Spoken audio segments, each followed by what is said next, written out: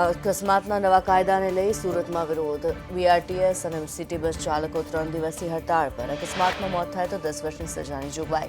વાંકાનેરની ભાટિયા સોસાયટીમાં પરિવારનો સામૂહિક આપઘાત. માતાએ 2 યુવાન પુત્રીઓ સાથે ગળે ફાંસો ખાઈ આપઘાત કર્યો. 11 માસ પહેલા પુત્રએ આપઘાત કર્યો હતો.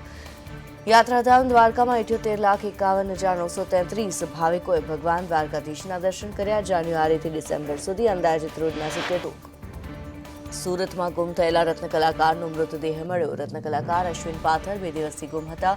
મૃતદેહને પોસ્ટમોર્ટમ માટે હોસ્પિટલ ખસેડાયો. મોટેરામાં મુખ્યમંત્રી ભૂપેન્દ્ર પટેલે સૂર્ય નમસ્કાર કરી કહ્યું, ગુજરાતે નવા વર્ષમાં સૂર્ય નમસ્કારમાં રેકોર્ડ બનાવ્યો.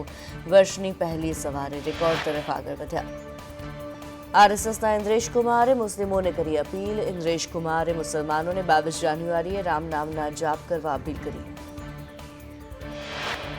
નવા વર્ષે દેશની જનતાને કેન્દ્ર સરકારની ભેટ. કમર્શિયલ ગેસ સિલિન્ડરના ભાવમાં નજીવો ઘટાડો. કહ્યું, ઘરેલું ગેસ સિલિન્ડરના ભાવમાં કોઈ જ ફેરફાર નહીં.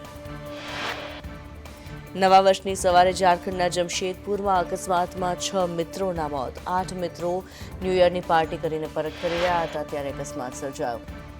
નવા વર્ષની શરૂઆતમાં ઠંડીમાં આંશિક વધારો. નલિયા 11 ડિગ્રી સાથે સૌથી ઠંડુ શહેર. કંડલા અને ભુજમાં 13 ડિગ્રી તાપમાન. રાજકોટ, ગાંધીનગરમાં 6 ડિગ્રી.